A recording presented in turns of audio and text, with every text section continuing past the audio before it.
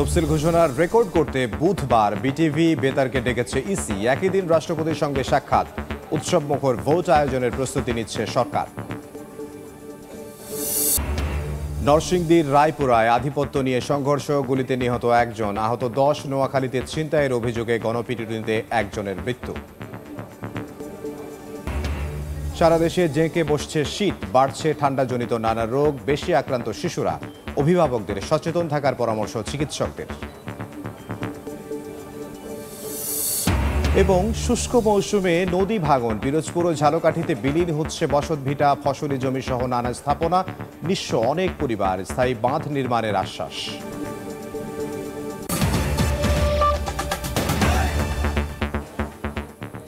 বাংলার সময় সঙ্গে আছে আমি ইমদাদুল হক। জাতীয় সংসদ নির্বাচনের তফসিল ঘোষণার জন্য সব প্রস্তুতি শেষ করেছে নির্বাচন কমিশন। বুধবার ভোটের তারিখ নিয়ে দুপুর 12টায় বঙ্গভবনে রাষ্ট্রপতির সঙ্গে সাক্ষাৎ করবে এএমএম নাসির উদ্দিনের নেতৃত্বাধীন নির্বাচন কমিশন। এরপরই তফসিল ঘোষণার রেকর্ড করবে বিটিভি ও বেতার। ফেব্রুয়ারির প্রথমার্ধে একই দিনে হচ্ছে জাতীয় নির্বাচন ও গণভোট। এরই মধ্যে আরপিও ও আচরণবিধি সংশোধন, ভোটার তালিকা চূড়ান্ত সহ ভোটের সার্বিক প্রস্তুতি শেষ করেছে ইসি। সবশেষ প্রস্তুতি ও ভোটের তারিখ নিয়ে রাষ্ট্রপতির সঙ্গে সাক্ষাৎ করতে বুধবার বঙ্গভবনে যাবেন এএমএম নাসির উদ্দিন কমিশন। এদিনই ভোটের সময়সূচি জানাতে জাতির উদ্দেশ্যে সিএসির ভাষণ রেকর্ড করতে বিটিভি ও বেতারকে ডাকা হয়েছে। এদিকে সোমবার প্রথা ভেঙে সিএসির সঙ্গে সৌজন্য সাক্ষাৎ করতে আসে অ্যাডমিনিস্ট্রেটিভ সার্ভিস অ্যাসোসিয়েশনের প্রতিনিধিরা। ইসি সচিব জানান, ভোটে কমিশনকে সর্বোচ্চ সহযোগিতা করার প্রতিশ্রুতি দেন তারা। এছাড়া নির্বাচন পর্যবেক্ষণে 81টি দেশীয় প্রতিষ্ঠানকে চূড়ান্ত নিবন্ধন দিয়েছে ইসি। নির্বাচন কমিশনার স্যার বাংলাদেশ টেলিভিশন এবং বাংলাদেশ বেতারে একটা ভাষণ রেকর্ড করবেন। রেকর্ডিংয়ের বিষয়বস্তু এবং কখন করবেন এটা সম্পর্কে আমার ধারণা নেই। তারা এসে আমাদেরকে জানিয়ে গেছে যে সিভিল সার্ভিস অ্যাসোসিয়েশন থেকে যে যতটুকু সহযোগিতা প্রয়োজন তার থেকে বেশি ছাড়া কম করা হবে না। এনআইডি প্রকল্প থেকে রাজস্ব খাতে নিতে কমিশনের এনআইডি আইডিয়া প্রকল্পের সারা দেশের কর্মকর্তারা ইসির সামনে অবস্থান কর্মসূচি পালন করেন। কাউসার চৌধুরী কুমু, সময় সংবাদ, ঢাকা। আগামী জাতীয় নির্বাচন সুষ্ঠু, নিরপেক্ষ, উৎসব মুখর করতে সব প্রস্তুতি নেওয়া হচ্ছে বলে জানিয়েছেন স্বরাষ্ট্র উপদেষ্টা জাহাঙ্গীর আলম চৌধুরী। নির্বাচনের সময় সারা দেশে নিরবচ্ছিন্ন বিদ্যুৎ সরবরাহে বিকল্প ব্যবস্থা নিতে সরকার চিন্তাভাবনা করছে বলে জানিয়েছেন তিনি। এদিকে যথাসময়ে নির্বাচন অনুষ্ঠানে কোনো সংশয় নেই বলে জানিয়েছেন শ্রম ও কর্মসংস্থান উপদেষ্টা এম সাখাওয়াত হোসেন। আগামী সংসদ নির্বাচনের তফসিল ঘোষণার কথা রয়েছে চলতি সপ্তাহেই। সচিবালয়ে আইনশৃঙ্খলা সংক্রান্ত কোর কমিটির বৈঠক শেষে ব্রিফিংয়ে স্বরাষ্ট্র উপদেষ্টা জানান, সুষ্ঠু নির্বাচনের লক্ষ্যে পুলিশের প্রশিক্ষণ সহ প্রয়োজনীয় সব প্রস্তুতি নেওয়া হচ্ছে। ক্রেডিবল একটা নির্বাচন, উৎসব মুখর একটা নির্বাচন, এটার জন্য যত ধরনের প্রস্তুতি দরকার সব কিছুই নিচ্ছে। যেই এলাকায় ইলেকট্রিসিটি না থাকে ওই এলাকায় অল্টারনেটিভ কি লাইটিংয়ের ব্যবস্থা করা যায়, আর যেখানে ইলেকট্রিসিটি থাকে ওই ইলেকট্রিসিটি এনশিওর করতে হবে যেন ইলেকট্রিসিটি ওই সময় থাকে। বর্তমান আইনশৃঙ্খলা দাবি করে স্বরাষ্ট্র উপদেষ্টা বলেন, রংপুরে মুক্তিযোদ্ধা দম্পতিকে হত্যার ঘটনায় জড়িতদের আইনের আওতায় আনার নির্দেশ দেওয়া হয়েছে। ঘটনা তো ঘটছে, আমি তো অস্বীকার করি না, আর নির্বাচনের আগে যে এইগুলি সব বন্ধ হয়ে যাবে তাও আমি বলতে পারি না। এদিকে সাংবাদিকদের প্রশ্নের জবাবে শ্রম ও কর্মসংস্থান উপদেষ্টা বলেন, যথাসময়ে নির্বাচন অনুষ্ঠানে কোনো সংশয় নেই। দায়িত্ব নেওয়ার সময় অন্তর্বর্তী সরকারের নির্বাচন দেওয়ার কোনো শর্ত ছিল না বলেও মন্তব্য করেন তিনি। আমাদের তো ম্যান্ডেট দেয়নি যে 1 বছরের মাথায় নির্বাচন করতে হবে, 2 বছরের মাথায় নির্বাচন করতে হবে। দেশে একটা নির্বাচন হওয়া উচিত, নির্বাচিত সরকার আসা উচিত, একটা যেটাকে বলে ইউনিভার্সাল যেটা ডেমোক্রেটিক প্রসেস, সেই প্রসেসটা এস্টাবলিশ হওয়া উচিত। 1.5 বছরে শ্রম ও কর্মসংস্থান খাতের অগ্রগতি জানিয়ে উপদেষ্টা বলেন, দেশি বিদেশি বিনিয়োগ, কর্মসংস্থান ও প্রযুক্তিগত উন্নয়ন না হলে প্রকৃত উন্নয়ন হবে না। বিনিয়োগ দেশি এবং বিদেশি দুটোই কিন্তু আমাদের প্রয়োজন। প্রসূন আশিস, সময় সংবাদ, ঢাকা। দেশের মানুষ আর শেখ হাসিনার মতো সরকার চায় না বলে মন্তব্য করেছেন এনসিপির দক্ষিণাঞ্চলের মুখ্য সংগঠক হাসনাত আব্দুল্লাহ। সকালে কুমিল্লার দেবিদ্বারে গণসংযোগ করেন হাসনাত। এ সময় তিনি বলেন, আওয়ামী লীগ সরকারের মতো পরিবারের সদস্যদের দিয়ে নয়, যিনি নির্বাচনে দাঁড়াবেন তারই রাষ্ট্র পরিচালনা করা উচিত। আমরা আর হাসিনা চাই না, আমরা ওই হাসিনার বোন, হাসিনার ভাই, হাসিনার পোলা, হাসিনার মাইয়া, ওই শাসন আমরা দেখিয়ে ফেলছি। একজন হাসিনারে সামনে রাখা সবাই লুটটা পেটটা খাইছে। আমরা চাই যাকে ভোট দিব তাকে জবাবদিহি করব, যাকে ভোট দিব সে চালাইতে হবে। নরসিংদীতে আধিপত্য বিস্তার নিয়ে দুপক্ষের সংঘর্ষে গুলিবিদ্ধ হয়ে একজন নিহত হয়েছেন, আহত হয়েছেন 10 জন। অভিযুক্তদের ধরতে অভিযান চলছে বলে জানিয়েছে পুলিশ। আধিপত্য বিস্তারের জেরে সংঘাতে প্রাণ গেছে স্বামীর, জীবনসঙ্গীকে হারিয়ে দিশেহারা স্ত্রী, সন্তান হারানোর বেদনায় মূর্ছা যাচ্ছেন বাবা মা। নরসিংদীর রায়পুরার চর এলাকা নীলক্ষার বাসিন্দা শহীদ মেম্বার ও ফেলুমিয়ার মধ্যে দীর্ঘদিনের বিরোধ। এরই জেরে সোমবার সকালে ফেলুমিয়ার মেয়ের জামাই মামুনের সঙ্গে প্রতিপক্ষ লোকজনের বাগবিতণ্ডা হয়। এক পর্যায়ে উভয় পক্ষ সংঘর্ষে জড়ালে গুলিবিদ্ধ হয়ে মারা যান মামুন। গুলিবিদ্ধ হয়েছে, সংঘর্ষ দুই গ্রুপে লাগছে, সংঘর্ষ হয়েছে। আমরা বিচার চাই, যে গুলি করছে ওর ফাঁসি হোক, বিচার চাই যাতে সূক্ষ্ম বিচার হয়। ঘটনা তদন্ত করে ব্যবস্থা নেওয়ার আশ্বাস পুলিশের। বিভিন্ন ইস্যুতে আসলে এই গ্রুপগুলা এক একটা গোষ্ঠী আরেকটা গোষ্ঠীর উপরে সংঘর্ষে জড়িয়ে যায়, পরিস্থিতি এখন নিয়ন্ত্রণে আছে। নিহত মামুন কুয়েত প্রবাসী ছিলেন, 15 দিন আগে দেশে ফেরেন তিনি। সময় সংবাদ, নরসিংদী। নোয়াখালীর বেগমগঞ্জে ছিনতাইয়ের অভিযোগে গণপিটুনিতে শীর্ষ সন্ত্রাসী ফখরুল ইসলাম মঞ্জুর মৃত্যু হয়েছে। স্থানীয়রা জানান, সকালে দক্ষিণ হাজিপুর এলাকার মন্দার বাড়ির সামনে এক ব্যবসায়ীকে সিএনজি থেকে নামিয়ে 20,50,000 টাকা ছিনতাই করে পালিয়ে যায় মঞ্জু।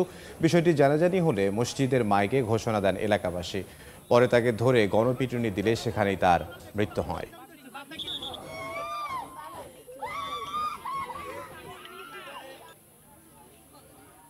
বাংলার সময় আরও থাকছে। 9 বছর পর জটিলতার অবসান, নীলফামারীতে অর্থনৈতিক অঞ্চল কর্তৃপক্ষকে 107 একর জায়গা বুঝিয়ে দিল জেলা প্রশাসন। এখনও কাজ শুরু নিয়ে অনিশ্চয়তা। সারা দেশে বাড়ছে শীতের তীব্রতা, সেই সঙ্গে বাড়ছে ঠান্ডাজনিত রোগ বালাই। সবচেয়ে বেশি আক্রান্ত হচ্ছে শিশুরা। এজন্য অভিভাবকদের সচেতন থাকার পরামর্শ চিকিৎসকদের। আজ দেশের সর্বনিম্ন তাপমাত্রা পঞ্চগড়ের তেঁতুলিয়ায় 10.4 ডিগ্রি সেলসিয়াস রেকর্ড করা হয়েছে। কুয়াশার চাদরে ঢাকা পথঘাট, ঠান্ডা জেঁকে বসতে শুরু করেছে ঠাকুরগাঁও, পঞ্চগড় সহ দেশের উত্তরাঞ্চলে। শীত বাড়তে থাকায় দিনের বেলাতেও সড়কে হেডলাইট জ্বালিয়ে চলাচল করছে যানবাহন। ঠান্ডার তীব্রতায় সবচেয়ে বেশি দুর্ভোগে দরিদ্র ও ছিন্নমূল মানুষেরা। প্রত্যেকটা গাড়ি দেখি হেডলাইট জ্বালিয়ে পঞ্চগড় যাতায়াত করতেছে। শীতের মধ্যে তো আমাদের খুব ঠান্ডা, আমরা কাপড় কিনতে পাই না, মোজা কিনতে পাই না। এদিকে শীত মৌসুমের শুরুতেই বরগুনায় দেখা দিয়েছে ডায়রিয়া ও নিউমোনিয়ার প্রকোপ। আক্রান্তদের মধ্যে শিশুই বেশি। বর্তমানে জেনারেল হাসপাতালে ধারণ ক্ষমতার 2.5 গুণ বেশি শিশু চিকিৎসাধীন। এতে দেখা দিয়েছে ওষুধ সংকট। প্রথমে জ্বর আইছে বাসায় বসে, তারপরে রাত্রে অসুস্থ হয়ে পড়ছে, হাসপাতালে নিয়ে আসছে। স্লিপ লিখে দেয়, এই স্লিপ দিয়ে বাহির দিয়ে ওষুধ আনা লাগে। হাসপাতাল কর্তৃপক্ষ বলছে, অতিরিক্ত রোগীর কারণে ওষুধের মজুদ ফুরিয়ে যাওয়ায় এমন পরিস্থিতি তৈরি হয়েছে। রোগীর সংখ্যা প্রায় 5 গুণ থেকে 10 গুণ ছিল। তখনই আমাদের স্টকে যেসব ওষুধ, ইভেন ক্যানুলা পর্যন্ত, আবার রিয়েজেন্ট আমাদের প্রয়োজনের তুলনায় যে যা ছিল তার থেকে 10 গুণ শেষ হয়ে গিয়েছে, যার জন্য আমাদের এখন সামলাতে কষ্ট হচ্ছে। হাসপাতালের তথ্য মতে গত 1 মাসে হাসপাতালের বহির্বিভাগে চিকিৎসা নিয়েছে প্রায় 1500 শিশু, আর ভর্তি থেকেছে 7 শতাধিক শিশু। ফাহরিয়া ফারজানা, সময় সংবাদ। শুষ্ক মৌসুমেও পিরোজপুর ও ঝালকাঠিতে নদী ভাঙন, বিলীন হচ্ছে বসতবাড়ি, ফসলি জমি ও বিভিন্ন স্থাপনা। সবকিছু হারিয়ে অনেক পরিবার মানবেতর জীবনযাপন করছেন। তাদের অভিযোগ, বারবার জানানোর পরও স্থায়ী সমাধান দিতে পারেনি কর্তৃপক্ষ। আর পানি উন্নয়ন বোর্ড বলছে, বাঁধ নির্মাণে বিভিন্ন প্রকল্প চলমান। বিলীন হয়েছে দেয়ালসহ মসজিদের একাংশ, টিকে থাকা অংশে নামাজ আদায় করছেন মুসল্লি। তীব্র নদী ভাঙনের কবলে পিরোজপুরের স্বরূপকাঠি ও কাউখালী উপজেলার সন্ধ্যা, গাবখান ও কচা নদীর 3 নদীর মোহনায় আমরাজুড়ি ফেরিঘাট সংলগ্ন এলাকা। এরই মধ্যে বিলীন হয়েছে অনেক বসতবাড়ি, ফসলি জমি সহ অনেক স্থাপনা। হুমকিতে 2 শতাধিক ব্যবসায়ী প্রতিষ্ঠান, বসতবাড়ি সহ বিভিন্ন স্থাপনা। প্রায় 100-র অধিক আমাদের দোকানপাট ছিল, সব নদীগর্ভে বিলীন হয়ে গেছে। ঝালকাঠির সাথে এখন আমাদের যোগাযোগ নাই বলতেই চলে। ফেরিঘাট, শত শত ঘর, দোকানপাট, জাগার পাট এমন ভাবে ভাঙে নামে যেতেছে, বুঝছেন। এটার জন্য আমরা একটা কিছু চাই। এইখানে যে হোটেলটা ছিল এই বউ মাই বললো যে খামু এই আর খাইতে পারতেছি না। ব্লকের মাধ্যমে কাজটি করা হয় তাহলে ফেরিঘাট এবং ঘরবাড়ি, বাকি ঘরবাড়ি, দোকানপাট এবং মসজিদ সব রক্ষা করা সম্ভব। একই অবস্থা ঝালকাঠির সুগন্ধা ও বিষখালী নদী পাড়ের সদর ও নলছিটি উপজেলার অন্তত 10 গ্রামের। এরই মধ্যে নদীতে বিলীন হয়েছে শতাধিক বসতবাড়ি ও ফসলি জমি। মানবেতর জীবনযাপন করছেন ভুক্তভোগীরা। সর্বনাশ হয় এই বিষখালী নদীতে। আমাগো এই যে বসতবাড়ি, এই ঘর, এই এতটুকু জায়গা ছিল না, ঘর বাড়ি সব ভাঙ্গে এই নদীতে গেছে। বাপদাদার 20-25 কুড়া জমি এই নদীতে গেছে। আমরা রাস্তায় থাই 3 গুণ নাতি লইয়া। যদি ব্লক দিতে সরকারে তাইলে আমাগো একটু ভালো হইতে। আমরা যদি একটা বেরিবেদ পাইতাম বা ব্লক পাইতাম তাহলে মনে আশা করা যায় এই জায়গা আমাগো নদী ভাঙনটা কিছু ঠেক পাইতাম। শীঘ্রই ব্যবস্থা নেওয়ার আশ্বাস পানি উন্নয়ন বোর্ডের। ফিজিবিলিটি স্টাডির প্রতিবেদন পাওয়া যায়, প্রতিবেদনের আলোকে আমরা ডিপিবি আমাদের পানি উন্নয়ন বোর্ডে সাবমিট করব। তা এরপরে আমাদের ব্যবস্থা নেওয়া হবে। প্রকল্প অনুমোদিত হয়েছে। উক্ত প্রকল্পে 680 কোটি টাকা ব্যয় বাস্তবায়ন করা হবে। ওই প্রকল্প বাস্তবায়িত হইলে প্রায় 12 কিলোমিটার নদী সংরক্ষণ কাজ বাস্তবায়ন করা হবে। সুগন্ধা ও বিষখালী নদীপাড়ের 10টি গ্রামে 25,000 মানুষ বসবাস করেন। খাদিজা স্বপ্না, সময় সংবাদ। বাংলার সময় আরও থাকছে। বরিশালে আমন ধানের রেকর্ড ফলন, খুশি প্রান্তিক কৃষক। কাঙ্ক্ষিত দাম নিয়ে বাড়ছে শঙ্কা, দুশ্চিন্তার কারণ নেই আশ্বাস কৃষি বিভাগের। 9 বছর পর নীলফামারীতে অর্থনৈতিক অঞ্চলের জন্য আনুষ্ঠানিকভাবে জমি বুঝিয়ে দিল জেলা প্রশাসন। সকালে সদর উপজেলার ঢেলাবীরে নির্ধারিত প্রায় 107 একর জায়গা বাংলাদেশ অর্থনৈতিক অঞ্চল কর্তৃপক্ষ বেজার সংশ্লিষ্ট কর্মকর্তাকে বুঝিয়ে দেন অতিরিক্ত জেলা প্রশাসক মোহাম্মদ সাইদুল ইসলাম। এর আগে 2016 সালে বেজাকে জমি ইজারা দিলেও নানা জটিলতায় স্থান হস্তান্তর করা হয়নি। তবে জমি পেলেও বিভিন্ন স্থাপনা সরিয়ে অর্থনৈতিক অঞ্চল তৈরির কাজ শুরু নিয়ে এখনো অনিশ্চয়তা কাটেনি। সুবর্ণখুলি এবং কাদিখোল দুইটা মৌজাতে হচ্ছে আমরা 106.06 একর জায়গা বুঝে নিতে এসেছি। একটি এলাকায় যদি শিল্পায়ন গড়ে তোলা হয় নিশ্চয়ই সেখানে কর্মসংস্থানের সুযোগ ব্যাপক হারে সৃষ্টি হবে এবং অর্থনৈতিকভাবে অনেক দূরে এগিয়ে যেতে পারে। বেজা কর্তৃপক্ষের উপরে নির্ভর করে তারা কত দ্রুত এখানে সেই তাদের কার্যক্রমগুলো শুরু করতে পারবে। নরসিংদীতে আধিপত্য নিয়ে দুপক্ষের সংঘর্ষে গুলিবিদ্ধ হয়ে একজন নিহত হয়েছেন। অন্যদিকে নোয়াখালীতে ছিনতাইয়ের পর পালানোর সময় গণপিটুনিতে একজনের মৃত্যু হয়েছে। স্থানীয়রা জানান, দীর্ঘদিন ধরে নরসিংদীর রায়পুরার চরাঞ্চলে নীলক্ষায় আধিপত্য বিস্তার নিয়ে শহীদ মেম্বার ও ফেলুমিয়া গ্রুপের বিরোধ চলছিল। এরই জেরে সকালে ফেলুমিয়ার মেয়ের জামাই মামুনের সঙ্গে প্রতিপক্ষ লোকজনের বাগবিতণ্ডা হয়। এক পর্যায়ে উভয় পক্ষের লোকজন সংঘর্ষে জড়ালে গুলিবিদ্ধ হয়ে মারা যান মামুন। আহত হয়েছেন 10 জন। অন্যদিকে নোয়াখালীর বেগমগঞ্জে ছিনতাই করে পালানোর সময় গণপিটুনিতে ফখরুল ইসলাম মঞ্জুর মৃত্যু হয়েছে। বগুড়ায় পূর্বশত্রুতার জেরে এক যুবককে কুপিয়ে জখম করেছে প্রতিপক্ষ। পাশাপাশি জুলাই গণ অভ্যুত্থানে শহীদ কমরুদ্দিনের বাড়িতে হামলা ও ভাঙচুরের অভিযোগ উঠেছে। রোববার রাতে শহরের আকাশতারা এলাকায় ব্যাডমিন্টন খেলছিলেন শহীদ কমরুদ্দিনের ভাগিনা শিমুল। এ সময় তার উপর অতর্কিত হামলা চালায় স্থানীয় যুবক ইমন ও তার সহযোগীরা। এক পর্যায়ে তাকে ধারালো অস্ত্র দিয়ে কুপিয়ে জখম করে তারা পালিয়ে যায়। পরে তারা শহীদ কমরুদ্দিনের বাড়িতে হামলা করে। এ সময় বাধা দিলে আরও দুজনকে মারধর করে পালিয়ে যায় তারা। গাজীপুরে কয়েকটি ছিনতাইয়ের ঘটনার পর এর প্রতিবাদে মানববন্ধন ও বিক্ষোভ হয়েছে।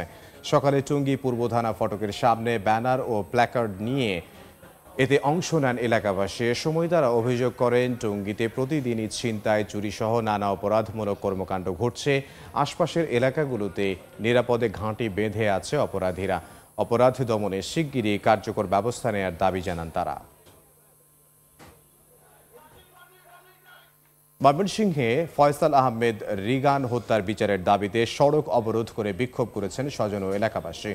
সকালে নগরীর চরপাড়া এলাকার সড়ক অবরোধ করেন রিগানের স্বজন ও এলাকাবাসী। এতে দুর্ভোগে পড়েন স্থানীয়রা। পরে পুলিশ ঘটনাস্থলে গিয়ে আসামিদের গ্রেফতারের আশ্বাস দিলে 2 ঘণ্টা পর অবরোধ তুলে নেন তারা। এর আগে 2 ডিসেম্বর চরপাড়া কচুক্ষেত এলাকায় রিগানকে কুপিয়ে আহত করে দুর্বৃত্তরা। চিকিৎসাধীন অবস্থায় 7 ডিসেম্বর ঢাকা মেডিকেলে মারা যান তিনি। বরিশাল অঞ্চলে এবার আমন ধানের রেকর্ড ফলন হয়েছে, এতে খুশি কৃষকরা। তবে বাজারে ধানের কাঙ্ক্ষিত দাম নিয়ে কিছুটা শঙ্কিত তারা। দুশ্চিন্তার কোনো কারণ নেই বলে আশ্বস্ত করেছে কৃষি বিভাগ। সুজয় দাসের ছবিতে বিস্তারিত, মেহেদি হাসান বাপ্পির রিপোর্টে। অগ্রায়ণের বাতাসে দুলছে সোনালী ধানের শীষ, বাম্পার ফলনে ফুটেছে কৃষকের মুখে হাসি। বরিশালে শুরু হয়েছে রোপা আমন ধান কাটা। আবহাওয়া অনুকূলে থাকায় চলতি বছর আমনের ফলন হয়েছে ভালো, তবে ঘাম ঝরিয়ে মাঠ ভরা ধান তুললেও ন্যায্য মূল্য পাওয়া নিয়ে দুশ্চিন্তায় প্রান্তিক কৃষক। এবারের যে আবহাওয়ার যে তারতম্য এইটাও খুব ভালো ছিল, এই জন্য ফসলও ভালো হয়েছে। ন্যায্য মূল্য ধানের না পাই তাহলে আমাদের লস হবে। আমনের ধান আমরা যেভাবে করছি 1350-1400 টাকা হলে আমাকে খরচার টাকাটা হইবে। সারের দামটা একটু বৃদ্ধি, এখন দামটা পামু কিনা এইটা লইয়া একটা সংকটে আছে। সরকারের কাছে দাবি যে আমাদের বাজারটা যেন ভালো থাকে। যদিও স্থানীয় কৃষি বিভাগ বলছে বিগত বছরের চেয়ে এবার 10% বেশি জমিতে আমনের আবাদ হয়েছে। দাম নিয়ে শঙ্কার কোনো কারণ নেই। আশা করতেছি আমরা গেলবারের তুলনায় অনেক ধানের ফলন বেশি পাবো। সেই হিসাবে আমার এই 320 হেক্টর জমিতে 1760 মেট্রিক টন ধান পাওয়ার সম্ভাবনা আছে। এতে ধান কর্তনে কৃষক অনেক খুশি। সরকার ইতিমধ্যে দাম ঘোষণা করেছে, তাতে আমরা আশা করছি যে সরকারের ঘোষিত মূল্য বাজারে একটা প্রভাব ফেলবে এবং কৃষক নিশ্চয়ই ন্যায্য মূল্য পাবে। কৃষি অফিসের দেয়া তথ্য মতে গত অর্থ বছর বরিশালে 6,95,000 হেক্টর জমিতে আমনের আবাদ হয়েছে, তা এবার পৌঁছেছে 7 লাখ হেক্টর জমিতে। মেহেদি হাসান বাপ্পি, সময় সংবাদ, বরিশাল। নানা আয়োজনের মধ্য দিয়ে পালন করা হলো ব্রাহ্মণবাড়িয়া, পিরোজপুর, চাঁদপুর, বরিশাল ও মৌলভীবাজার মুক্ত দিবস। সকালে জেলাগুলোতে বিজয় মিছিল বের করে বিভিন্ন সামাজিক রাজনৈতিক প্রতিষ্ঠান সহ প্রশাসনের কর্মকর্তা কর্মচারীরা। পরে মুক্তিযোদ্ধা স্মৃতিসৌধে ৭১ শহীদদের ফুল দিয়ে শ্রদ্ধা জানানো হয়। আলোচনা সভায় মুক্তিযুদ্ধের চেতনা ধারণ করে তরুণ প্রজন্মকে দেশে উন্নয়নে কাজ করার আহ্বান জানান বক্তারা। ১৯৭১ সালের এই দিনে এসব জেলা থেকে পালিয়ে যেতে বাধ্য হয় পাক হানাদার বাহিনী।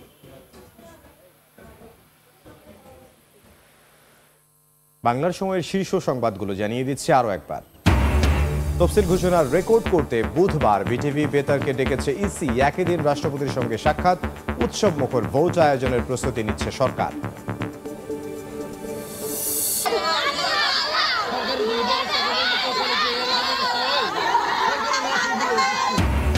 নরসিংদীর রায়পুরায় আধিপত্য নিয়ে সংঘর্ষ, গুলিতে নিহত একজন, আহত 10। নোয়াখালীতে ছিনতাইয়ের অভিযোগে গণপিটুনিতে একজনের মৃত্যু।